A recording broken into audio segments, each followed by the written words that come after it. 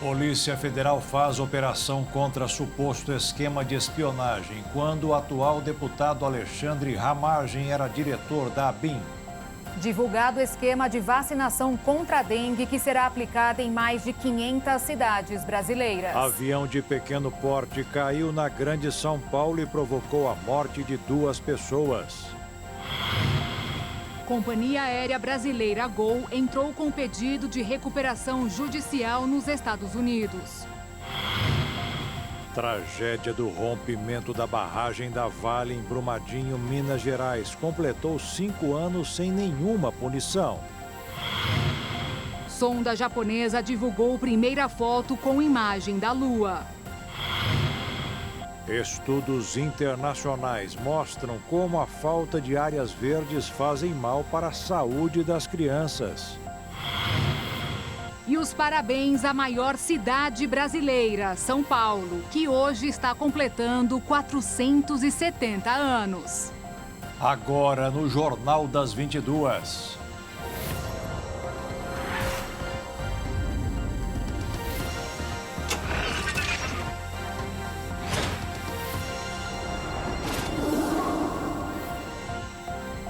Olá, boa noite. Boa noite. O deputado federal Alexandre Ramagem foi alvo da Polícia Federal em operação que apura invasão de celulares sem autorização, enquanto Ramagem era diretor da ABIN. Segundo a investigação da Polícia Federal, um grupo instalado na Agência Brasileira de Inteligência, a ABIN, utilizou um software espião e ferramentas de geolocalização para monitorar ilegalmente celulares de autoridades públicas e pessoas comuns para ações ilícitas, produzindo informações para uso político e midiático com o objetivo de obter proveitos pessoais e até mesmo interferir em operações da Polícia Federal. A operação de hoje é um desdobramento da Operação Última Milha, deflagrada em outubro do ano passado. As provas obtidas naquela ação demonstraram que um grupo criminoso criou uma estrutura paralela dentro da ABIN e utilizou ferramentas e serviços daquela agência para cometer crimes de invasão de dispositivo. 21 mandados de busca e apreensão foram cumpridos nesta quinta-feira, aqui no Distrito Federal, em Minas Gerais e também no Rio de Janeiro. Entre os alvos da operação está o ex-diretor da ABIN e deputado federal Alexandre Ramagem, do PL do Rio de Janeiro. A Polícia Federal apreendeu documentos, computadores e celulares em endereços ligados ao deputado, inclusive no gabinete do parlamentar, na Câmara dos Deputados aqui em Brasília. Ramagem é delegado da Polícia Federal e esteve à frente da ABIN entre 2019 e 2022. Ele foi indicado por Jair Bolsonaro para chefiar a Polícia Federal, mas a nomeação foi suspensa por Alexandre de Moraes, que alegou possível ocorrência de desvio de finalidade e inobservância constitucional de impessoalidade, moralidade e interesse público. Ramagem também é pré-candidato à Prefeitura do Rio de Janeiro pelo Partido Liberal. Valdemar da Costa Neto, presidente do partido do qual Alexandre Ramagem é filiado, o PL, afirmou pelas redes sociais que a operação da PF contra Ramagem demonstra que há uma perseguição por causa de Bolsonaro e cobra publicamente que o presidente do Congresso, o senador Rodrigo Pacheco, tome providências sobre as buscas dentro dos gabinetes dos deputados. Na semana passada, Carlos Jordi, líder da oposição e deputado do PL, também foi alvo de busca e apreensão dentro da Câmara.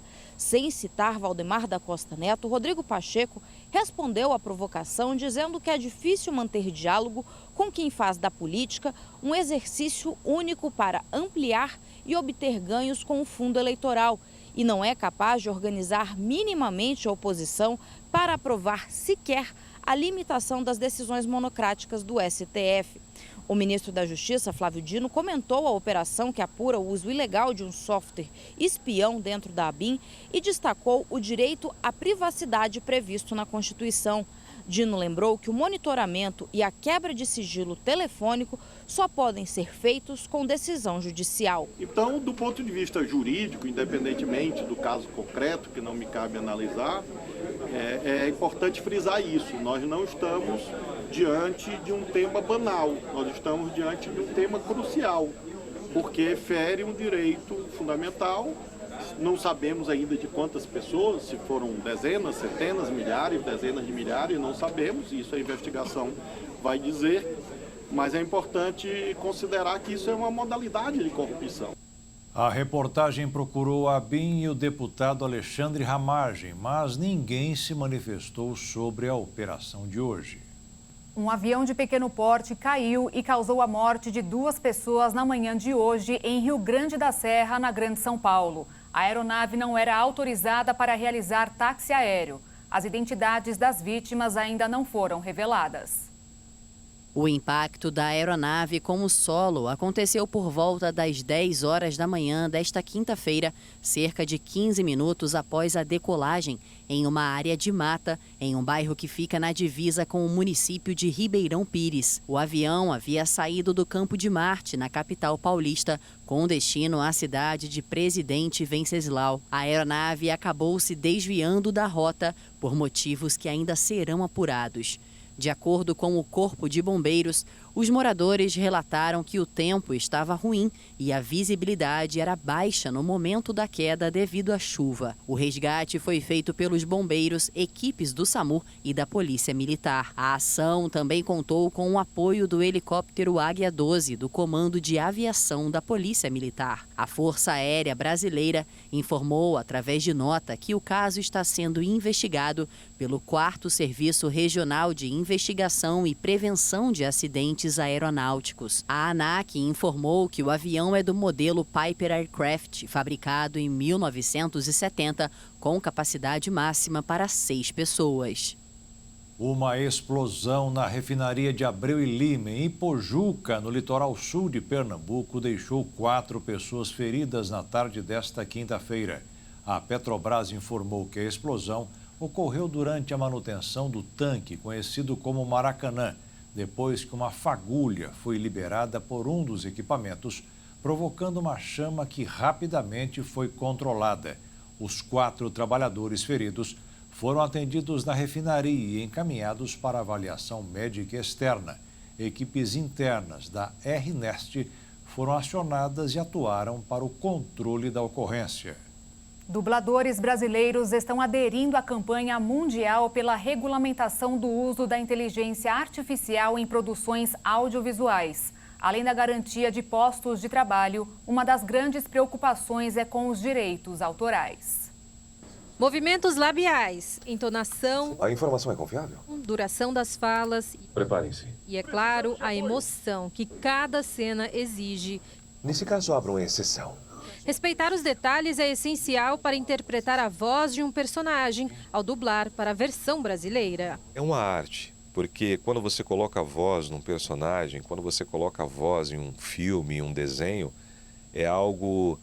É uma arte que você tem que colocar a sua pitada de interpretação, a sua pitada de conhecimento ali, do seu jeitinho. Então, é você que está indo junto nesse trabalho. É desse estúdio que Ivan Martin já dublou obras produzidas por agências de diversos países, como Estados Unidos, Colômbia, Rússia e Índia. A substituição do trabalho de artistas por sistemas capazes de imitar a voz humana através do uso da inteligência artificial em produções audiovisuais, como jogos, filmes ou séries, por exemplo, é um tema discutido no mundo todo. Um grupo global de associações de dublagem, por exemplo, fez até uma petição que já conta com pelo menos 50 mil assinaturas e pretende impedir o avanço dessa prática no mercado. No Brasil, profissionais da área estão engajados na campanha Dublagem Viva, que pede a regulamentação do uso de inteligência artificial nas produções. Grandes nomes no país já usaram as redes sociais para se manifestar. Sou Rosa Baroli, sou dubladora. Faço a voz de Lady Whistledown na série Bridgerton. E eu quero a dublagem viva. Sou dublador do Chaka de Virgem. Sou Carlos Campanile. Sou dublador do Frieza. Sou dublador do Homem-Aranha. Da Lindinha e das Meninas Superpoderosas. Eu sou Selma Lopes, dubladora de Marge Simpson, Whoopi Goldberg, Mestra Gentile. Eu quero a dublagem viva. A dublagem viva, ela fala especificamente da dublagem feita por seres humanos. Se trata daquilo que você não vê. Quando você assiste a um filme, você não vê toda a vida que foi colocada dentro do estúdio. 30, 40, 50, 60 pessoas envolvidas, às vezes até mais.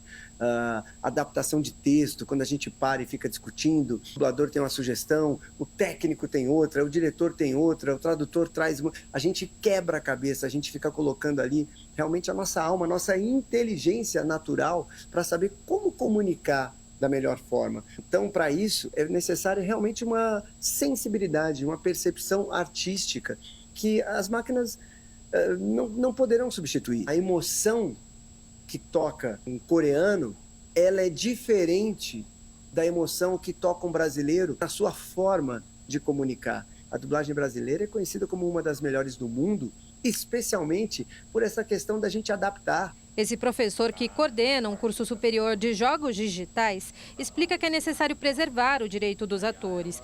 Isso porque, além de não substituir o aspecto artístico para a criação de vozes sintéticas, a inteligência artificial precisa ser alimentada por vozes humanas. Ela precisa de dados para treinar a inteligência. Para isso acontecer, ela precisa de dados criados por seres humanos, artistas no geral, né? No caso da inteligência artificial de dublagem ou de imagens, ela precisa de imagens de artistas reais. O problema da falta de regulamentação que a gente enfrenta é que esses dados, normalmente, quem treina essa inteligência não tem os direitos sobre essas informações. Para além da conformidade com a Lei de Direitos Autorais, outros aspectos também preocupam os artistas, como a troca de dubladores pela reprodução de vozes de atores para outros idiomas, além do chamado enviesamento algorítmico, que é o uso da tecnologia para promover e perpetuar estereótipos que promovem a discriminação ou preconceito. O presidente da Comissão de Direito Digital da 4ª Subseção da OAB, a Ordem dos Advogados do Brasil, em Dourados, explica que uma regulamentação específica para o uso da inteligência artificial requer a aprovação de uma lei. No Congresso Nacional, 3 projetos já foram apresentados, sendo que hoje apenas um permanece em discussão nas comissões temáticas. Tem quais critérios? Tem o tempo. O critério é, por exemplo, tipos de trabalho que a pessoa recusaria, ou alguma coisa que seria fora da índole da pessoa dizer, fazer. Então, existe uma série de limites que precisam ser colocados em específico ainda, que vai correr conforme o projeto de lei avançar e esses limites e as especificidades da lei forem definidas. E veja a seguir: Companhia Aérea Gol pede recuperação judicial nos Estados Unidos. E ainda, levantamento apontou que metade dos brasileiros que têm qualificação pretendem mudar de emprego este ano.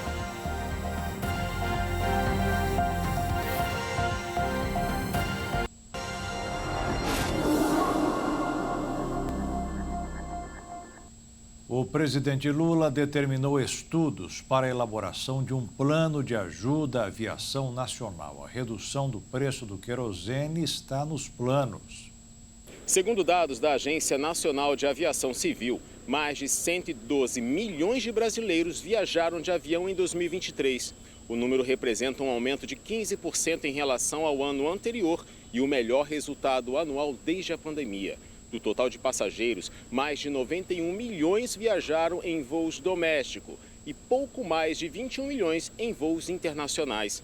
No geral, os destinos de praia das regiões Nordeste e Sudeste estão entre os mais procurados por mais da metade dos brasileiros. Apesar do aumento na busca por viagens, o preço das passagens aéreas tem sido um empecilho para muitos viajantes. O querosene de aviação é o combustível que impulsiona as aeronaves. Por isso mesmo, o aumento do preço desse produto resulta em encarecimento dos custos operacionais das companhias aéreas, afetando diretamente os seus lucros. Para compensar, as empresas repassam parte dos reajustes aos passageiros, contribuindo para o aumento no preço do bilhete. Pensando nisso, o governo federal determinou a elaboração de um plano para o fortalecimento da aviação brasileira.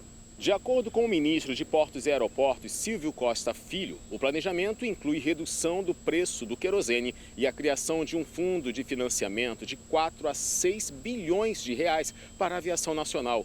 Costa Filho afirmou ainda que será marcada uma reunião com o ministro da Casa Civil, Rui Costa, para avançar na redução do preço do querosene. A companhia aérea Gol entrou com um pedido de recuperação judicial nos Estados Unidos. O recurso que suspende a execução de dívidas, conhecido como Chapter 11, também já foi usado pela Latam em 2020 em sua reestruturação. A Gol já havia admitido que estava negociando com credores uma saída para sua dívida de 20 bilhões de reais. As dificuldades financeiras foram agravadas pelo impacto da pandemia sobre o tráfego aéreo. E quando surgiram rumores de que a Gol estava prestes a recorrer ao pedido de proteção contra credores, perdeu acesso ao crédito dos distribuidores de combustível em alguns dos aeroportos mais importantes do país. Agora terá de pagar à vista para abastecer as aeronaves. De todas as empresas de aviação, a situação da Gol é a mais grave. O presidente, Celso Ferrer, disse que não existe a previsão da companhia reduzir o número de aviões em operação, nem as rotas aéreas. Acrescentou não haver também a perspectiva da dispensa de funcionários. O índice de confiança do consumidor brasileiro voltou a cair em janeiro. A Fundação Getúlio Vargas divulgou hoje que, apesar da inflação estar sob controle e o mercado de trabalho mostrar resistência, os juros altos e o alto nível de endividamento das famílias não dão margem a muito otimismo. A queda na confiança está caindo sem parar desde setembro do ano passado.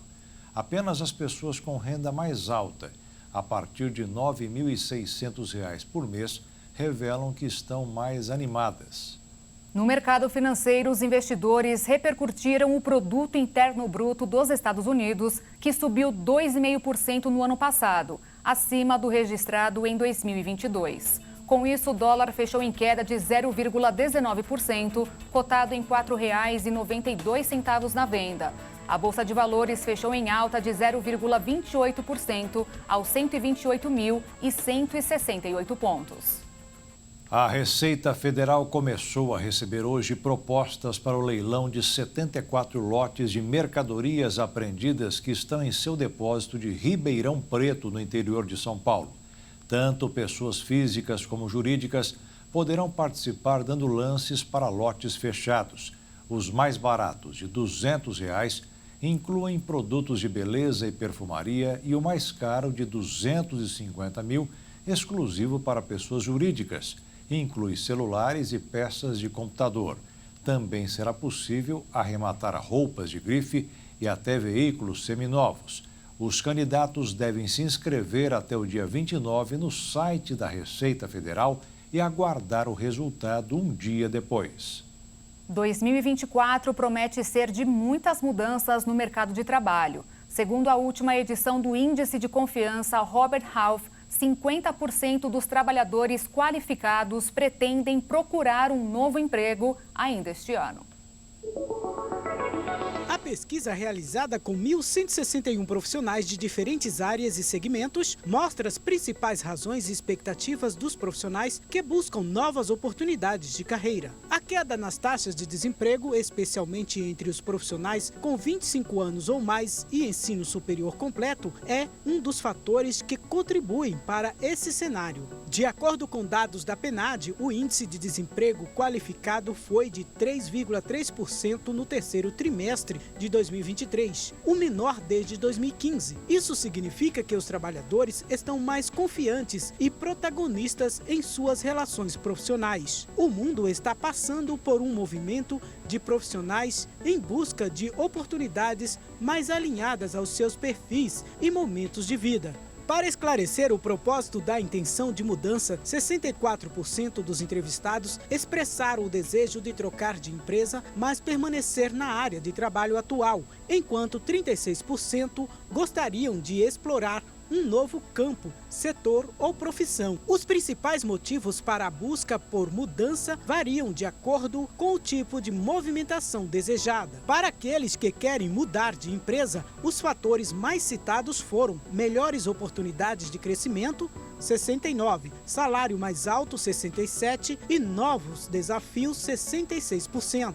Já para os que querem mudar de área de atuação, segmento ou profissão, os motivos mais apontados foram realização pessoal, 71%, salário mais alto, 69%, aprender algo novo, 68%. Além disso, a pesquisa revela que os profissionais estão cada vez mais valorizando aspectos relacionados a qualidade de vida, como trabalho remoto ou híbrido 65%, mais flexibilidade 64% e benefícios mais atrativos 63%. Diante desse cenário, as empresas precisam se adaptar para se manter atrativas e competitivas no mercado de trabalho. Segundo o especialista, o desafio é diário e as empresas devem investir em políticas claras de trabalho, na transparência das lideranças, além de bons pacotes de benefícios e remuneração condizentes com as medidas praticadas pelo mercado, que podem ser consultadas no Guia Salarial 2024 da Hopt Health. O contato regular com áreas verdes faz bem para a saúde das crianças. De acordo com estudos internacionais, quando isso não acontece, prejudica o desenvolvimento físico e mental desde a primeira infância. O Cristiano tem 2 filhos e vive em um local onde há vasta presença de natureza no Distrito Federal. As crianças brincam na terra, sobem em árvore, tomam banho de chuva, ajudam nas plantações, cultivo da horta e cuidado dos animais. Ele busca transmitir para os filhos a vivência que teve na infância e acompanha de perto o desenvolvimento físico e emocional dos pequenos. Bem, aqui em casa a relação com a natureza é bem interessante, bem farta, né? Porque a gente vive aqui no meio do verde, você pode ver, tem muita árvore, a gente tem animais, tem galinha, tem pato. E a gente gosta muito de plantar e de brincar, né? Eu cresci brincando em árvores, brincando no meio do mato. E aqui com as crianças a gente tem tentado proporcionar isso também. Eles gostam muito de brincar nas árvores, estão brincando aqui atrás agora, nesse piquezeiro maravilhoso que a gente tem. E eles entendem muito bem a importância, né, das plantas e da natureza na nossa vida. Mas nem todo mundo tem acesso fácil a áreas verdes. O transtorno de déficit de natureza é caracterizado pelo agravamento de problemas sociais, físicos e mentais provocados justamente pela falta de contato com a natureza. Especialistas alertam que o convívio frequente com áreas verdes e o brincar livre na natureza melhoram os marcos mais importantes da primeira infância e contribuem para o desenvolvimento psicomotor, memória, sono e bem-estar em geral das crianças. Você gosta de brincar na natureza? O contato com o ar, com o verde, com o solo, com o sol, promove também um aumento da imunidade. Isso, inclusive, já está comprovado cientificamente. Diminui também as taxas de obesidade, de agressividade, de hiperatividade e outros problemas mentais nas crianças.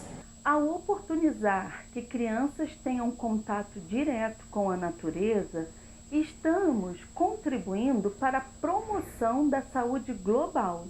A saúde física, onde a exposição ao sol auxilia a produção de vitamina D, a percepção da chuva como memória olfativa, onde é comum ouvir que cheirinho de terra molhada é algo que fica lá na primeira infância, perceber os ciclos da natureza, o calor, o frio, as estações, o desenvolvimento da percepção tátil, quando descalço ela pisa na grama, pisa na areia, sente a terra, sente a folhinha, abraça a árvore. E o desenvolvimento social, onde junto com os colegas vão vencer desafios.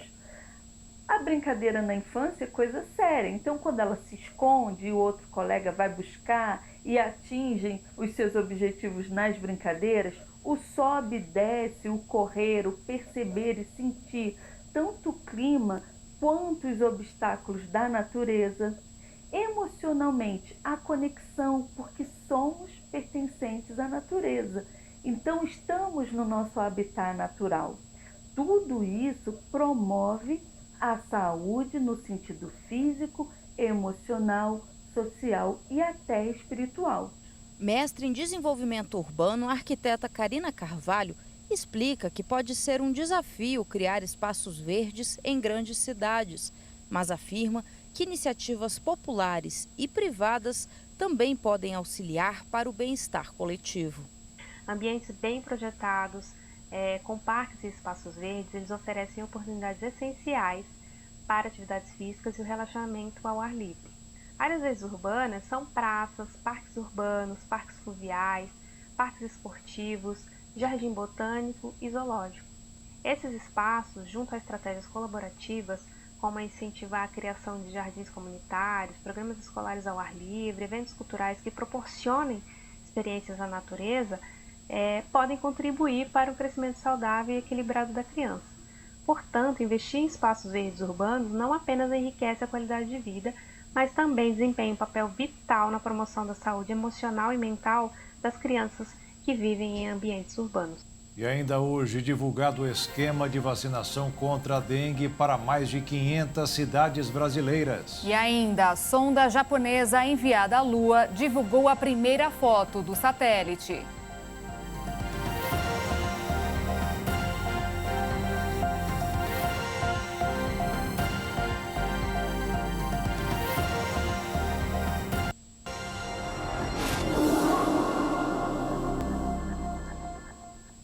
O governo anunciou hoje que a vacinação contra a dengue tipo 2 vai ser feita a partir do mês que vem em 521 municípios brasileiros. A prioridade será das crianças e adolescentes. A doença preocupa.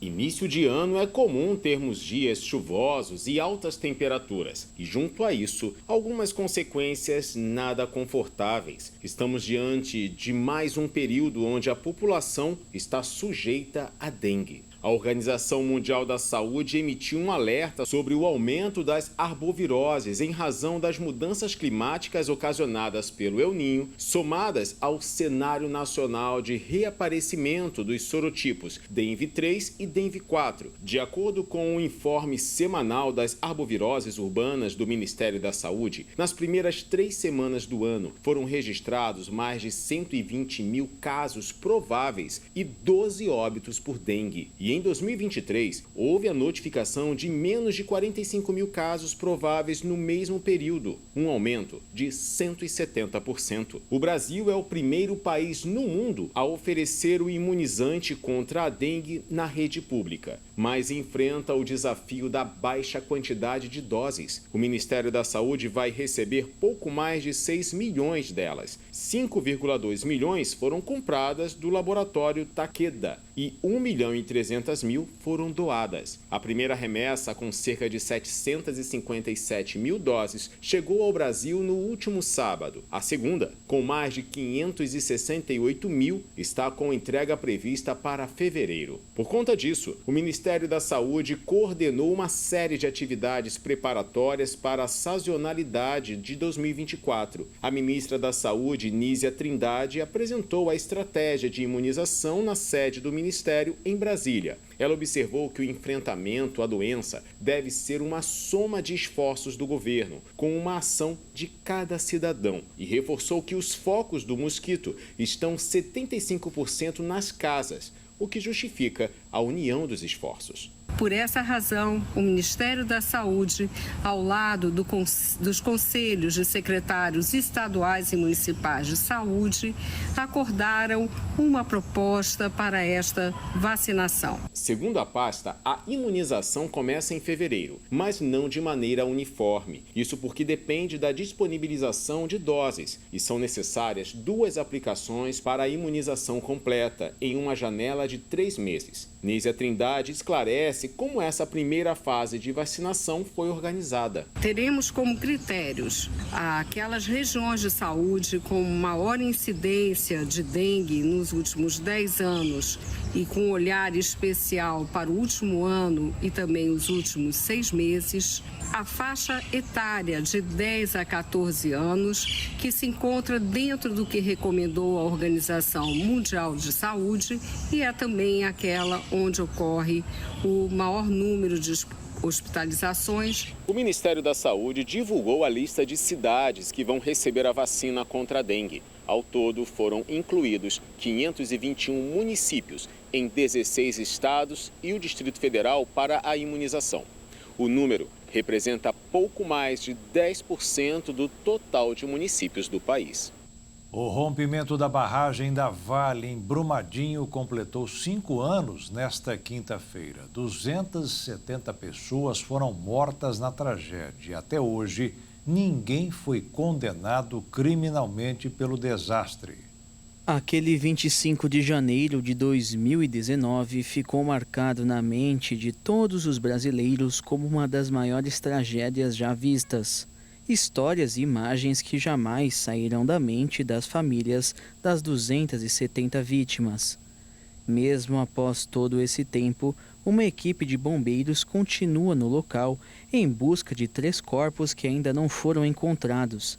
Já são 1.826 dias de trabalho incessante.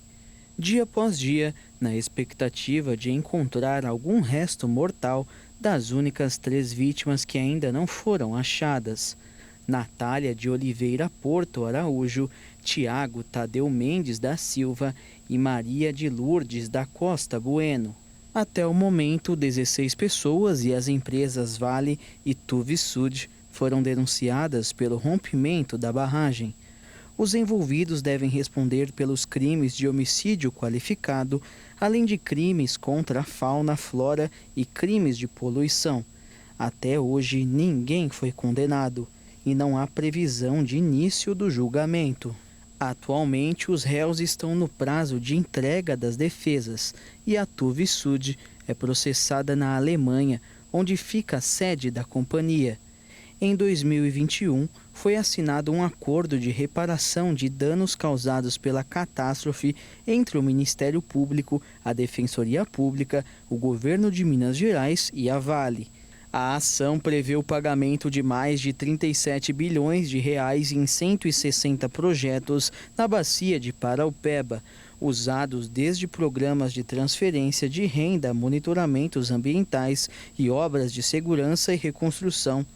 Além do sentimento de impunidade, pelo menos 75% das indenizações das famílias das vítimas e de moradores afetados tiveram o valor reduzido na segunda instância do processo. No acordo de reparação, há previsão de pagamentos de indenizações individuais, mas o assunto ainda não foi iniciado na Justiça. Muitas famílias de vítimas e atingidos conseguiram acordos extrajudiciais com a Vale, passando por cima da espera de detalhamento do acordo feito pela Justiça. Nesta quinta-feira, parentes de vítimas e moradores de Brumadinho participaram de uma homenagem às 270 vítimas do rompimento da barragem. Por volta do 12:30, mesmo horário em que a estrutura ruiu, balões vermelhos foram soltos representando os mortos. 3 balões vermelhos presos ao palco mostravam os nomes das 3 vítimas ainda não localizadas nas buscas dos bombeiros. Em Brasília, um ato na esplanada dos ministérios marcou os 5 anos da tragédia. 272 cruzes foram colocadas em homenagem às 270 pessoas mortas. As 2 cruzes, a mais do que um número oficial, representaram 2 grávidas que morreram à espera de um bebê. Os ministros de Relações Exteriores da Venezuela e da Guiana se reuniram hoje em Brasília para falar da crise que envolve a disputa pelo território de Essequibo. Os presidentes Nicolás Maduro, da Venezuela, e Irfan Ali, da Guiana, não participaram da reunião. O encontro entre o venezuelano Ivan Gil e o guianense Hug Hilton Todd é parte de um compromisso assumido em dezembro do ano passado pelos presidentes Nicolás Maduro e Irfan Ali para evitar o uso da força em meio às tensões que despertaram temores de um conflito armado na região. A reunião também foi acompanhada por representantes de São Vicente e Granadinas, que estão na presidência da Comunidade dos Estados Latino-Americanos e Caribenhos, e de Dominica, que preside neste momento a Comunidade do Caribe. Na condição de observador também esteve presente um representante da Organização das Nações Unidas. A Venezuela voltou a reivindicar o território de Essequibo na fronteira entre os 2 países após a descoberta de uma reserva com potencial para a produção de cerca de 11 bilhões de barris de petróleo e gás offshore. Em nota, o governo brasileiro disse valorizar o compromisso da Guiana e da Venezuela com o processo de diálogo, ora em curso facilitado por atores e mecanismos regionais, e ressalta ainda o espírito de integração que move os países da América Latina e do Caribe, com vistas a consolidar a região como uma zona de paz, cooperação e solidariedade. Em 14 de dezembro, os presidentes da Guiana, Irfan Ali, e da Venezuela, Nicolás Maduro, concordaram em evitar a escalada do conflito pela região de Essequibo, conforme anunciado em declaração conjunta após uma reunião em São Vicente e Granadinas. Na ocasião, os líderes acertaram que se reuniriam novamente no Brasil em 3 meses, ou em outro momento acordado. Desde os primeiros impasses, o Brasil se colocou como um interlocutor entre Guiana e Venezuela. A Ucrânia pediu a órgãos internacionais nesta quinta-feira uma investigação sobre a derrubada de um avião de transporte militar que caiu em Belgorod, na Rússia, matando todas as 74 pessoas a bordo. O pedido feito pelo ombudsman da Ucrânia, Dmytro Lubinets, numa transmissão pela TV, veio um dia depois de Moscou acusar Kiev de abater o avião deliberadamente. O governo ucraniano não disse se suas forças foram ou não responsáveis pela queda do avião e não confirmou a presença de 65 prisioneiros ucranianos a bordo. Lubinets afirmou que enviará cartas para as Nações Unidas e o Comitê Internacional da Cruz Vermelha com a demanda. Na noite de quarta-feira, o presidente ucraniano Volodymyr Zelensky já havia pedido uma investigação internacional do caso, depois de ficar o dia em silêncio em relação ao avião. Em um vídeo gravado, ele disse que não tinha como confirmar os fatos, porque a queda foi no país vizinho e que a Rússia brincava com a vida dos prisioneiros e os sentimentos de suas famílias. A Rússia classificou a derrubada do avião como um ato terrorista de Kiev e anunciou nesta quinta-feira uma investigação criminal sobre o caso. O Kremlin disse que ninguém poderia afirmar nesta fase como o acidente afetaria futuras trocas de prisioneiros. O avião foi derrubado em Belgorod, a 45 quilômetros da fronteira com a Ucrânia. De acordo com Moscou, o exército ucraniano sabia com certeza que os russos levariam os prisioneiros ucranianos de avião para a cidade e depois para um ponto de encontro na fronteira. Por sua vez, os serviços de inteligência ucranianos disseram que a Ucrânia não havia sido informada da necessidade de garantir a segurança do espaço aéreo na área. A Agência Espacial Japonesa JAXA informou hoje que o seu módulo espacial fez um pouso de alta precisão em um raio de 100 metros do local fixado na Lua, uma margem muito mais estreita do que os vários quilômetros habituais neste tipo de missão. O SLIM fez jus ao seu apelido de atirador lunar ao conseguir se posicionar a apenas 55 metros do alvo e foi também o responsável por fazer do Japão o 5º país a conseguir um pouso lunar bem-sucedido depois dos Estados Unidos, União Soviética, China e Índia. Mas as comemorações foram prejudicadas por um problema nas baterias solares do aparelho que não geravam energia. E por isso a JAXA decidiu desligar o módulo com 12% de bateria restante para permitir uma possível recarga quando o ângulo da luz solar mudar. Mas antes disso, o controle da missão conseguiu baixar dados técnicos e imagens da descida do aparelho e da superfície lunar. Nas imagens publicadas pela Agência Espacial Japonesa nesta quinta-feira, tiradas pelo veículo espacial lunar, é possível ver um módulo SLIM intacto na superfície rochosa da Lua. E a seguir, estudos internacionais mostram como a falta de áreas verdes fazem mal para a saúde das crianças. E ainda os parabéns à maior cidade brasileira, São Paulo, que hoje está completando 470 anos.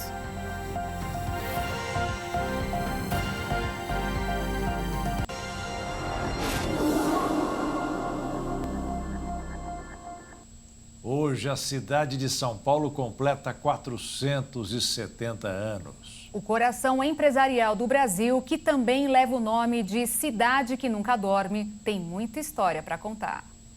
Terra das oportunidades, terra da garoa, locomotiva do Brasil, são apenas alguns apelidos carinhosos que a cidade de São Paulo ganhou durante sua história. Terra de italianos, japoneses, portugueses, ingleses e nordestinos. terra acolhedora para todos os povos e pessoas. Em São Paulo, podemos encontrar a USP, uma das melhores universidades do Brasil, que também comemora aniversário nesta quinta-feira. São 90 anos de história. O centro acadêmico continua sendo responsável por mais de 20% da produção científica nacional. A cidade de São Paulo é conhecida mundialmente pelas obras de arquitetura e monumentos. Um dos principais cartões postais da cidade é a Catedral da Sé, inaugurada em 25 de janeiro de 1954, em comemoração ao 4º centenário da fundação da cidade. O prédio da Catedral Metropolitana foi projetado em estilo neogótico pelo alemão Maximilian Ehl, professor da Escola Politécnica de São Paulo, e é um dos maiores templos góticos do mundo, com 111 metros de comprimento, 46 de largura e 65 metros de altura. Outro cartão postal da cidade é o Monumento das Bandeiras, localizado no Parque do Ibirapuera, em frente ao Palácio 9 de Julho. A obra representa os bandeirantes que passaram pelo país no período colonial e foi encomendada pelo governo de São Paulo em 1921. Para quem gosta de arquitetura e arte, a cidade também conta com um espaço popularmente conhecido como Oca do Ibirapuera. O espaço foi projetado por Niemeyer em 1951 para compor o conjunto arquitetônico original do Parque do Ibirapuera. A Oca já abrigou o Museu da Aeronáutica de São Paulo e o Museu do Folclore. Atualmente, o pavilhão é utilizado para a realização de importantes exposições e eventos. Para os entusiastas da arte, outro ponto importante da cidade é o MASP na Avenida Paulista, que também é ponto turístico da cidade. E para os que gostam da cultura asiática, temos o Bairro da Liberdade, um pedaço da Ásia no meio da metrópole. Para a colônia italiana, não faltam opções de bairros que trazem um pedaço da Itália para a cidade. Um dos principais é a Moca, localizada na zona leste da cidade. E quando falamos em São Paulo, é impossível não citar a vasta gastronomia que a cidade oferece. Tem de tudo. E também não seria justo deixar de fora o mercado municipal, carinhosamente apelidado como Mercadão. O prédio de 22 mil metros quadrados, que é tomado pelo patrimônio histórico, oferece diversas opções de entretenimento, compras e lazer, e principalmente seu cartão de visitas, o delicioso sanduíche de mortadela. Nesta quinta-feira, em comemoração ao aniversário da cidade, o Mercadão foi palco de mais uma edição do projeto Espetáculo do Bolo, que teve 6 metros de comprimento e 4 de largura, no formato do mapa da capital. E a cidade de São Paulo também não deixa na mão ninguém que deseja fazer compras. Na Rua 25 de Março, você encontra de tudo e mais um pouco. O chamado de novo centro da cidade, onde estão concentrados prédios de multinacionais, é de deixar qualquer fã de arquitetura moderna de queixo caído. Sem falar das diversas linhas de trem, metrô e ônibus que interligam praticamente toda a cidade. Terra de povo alegre e trabalhador. Parabéns, São Paulo, pelos seus 470 anos. E neste dia do aniversário de São Paulo, a Fundação Internacional de Comunicação realizou um evento sobre o Janeiro Branco, com foco principalmente na saúde mental. Ah, São Paulo! O dia 25 de janeiro tem um carinho especial dentro do coração de cada paulistano, já que nessa data é comemorado o aniversário da maior metrópole da América Latina.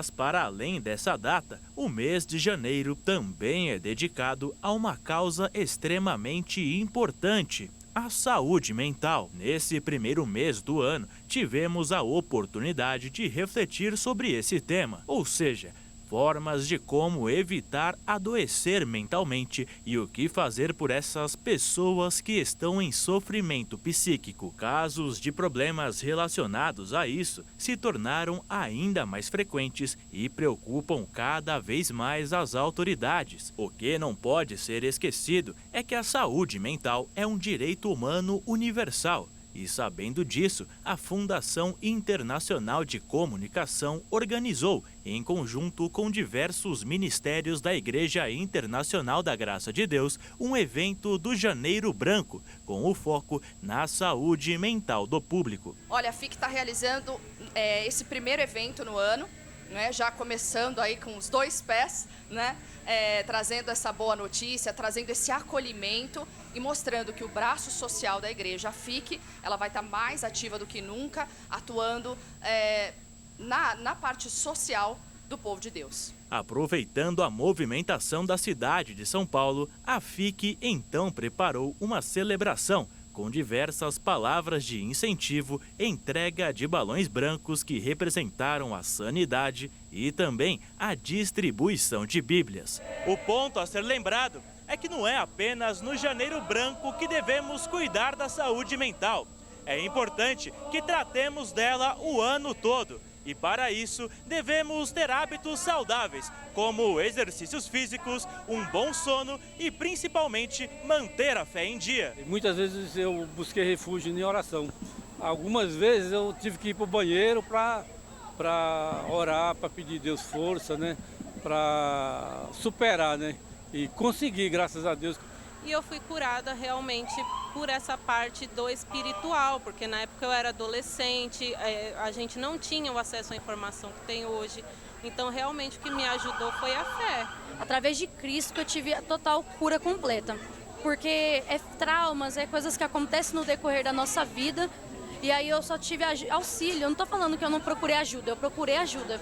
Mas eu tive ajuda principalmente da presença de Deus. A palavra de Deus foi o meu refrigério para minha alma. Jesus disse, sem mim, nada podereis fazer. Então eu convido essa pessoa a convidar Jesus para estar com ela, para dormir com ela, acordar com ela, almoçar com ela, trabalhar com ela, né? Jesus é o nosso ajudador. Ele disse, olha, se eu não for, o Consolador não virá. Então o Consolador, o Espírito de Deus, que é o nosso convidado principal, é aquele que realmente traz o equilíbrio para a mente, para o corpo e para o espírito.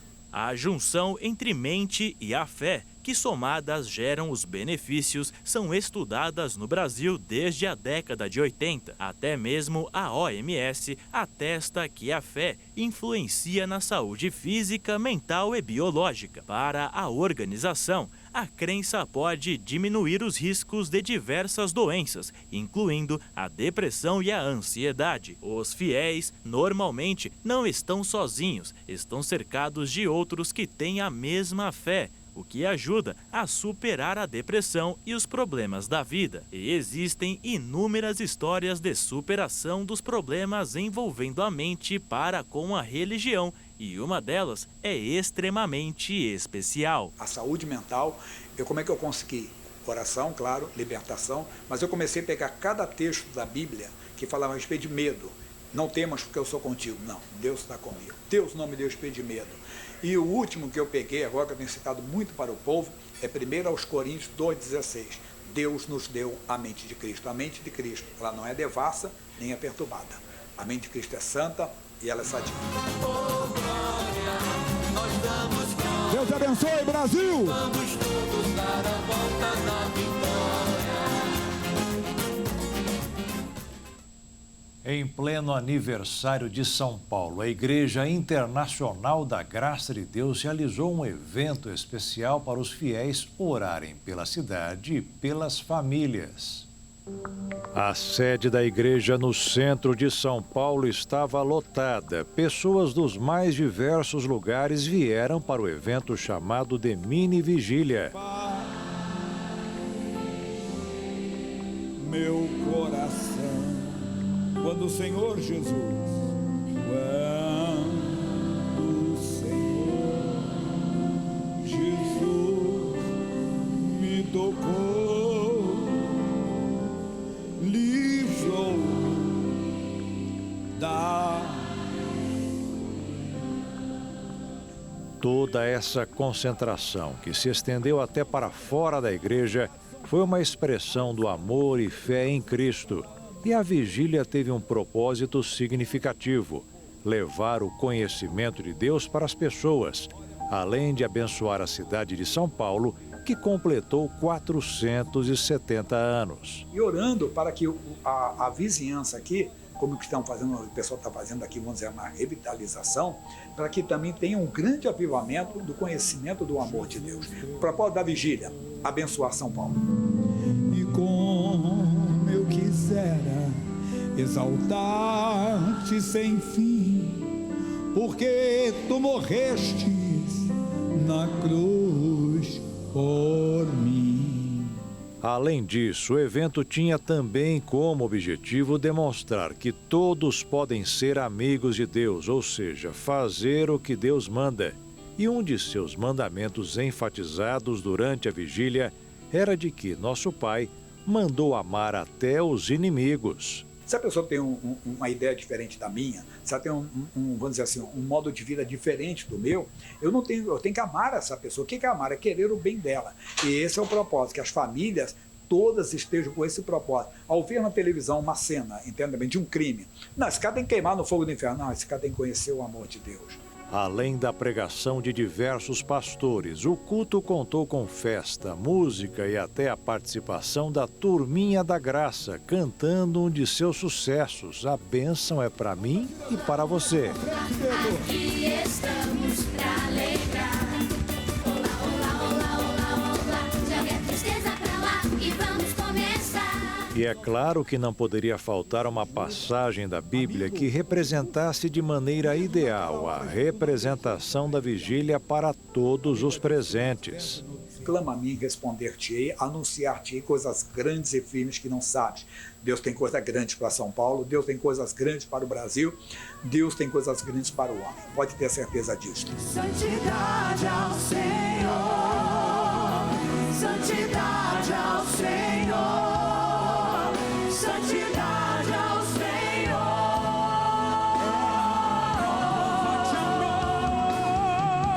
Santidade ao Senhor.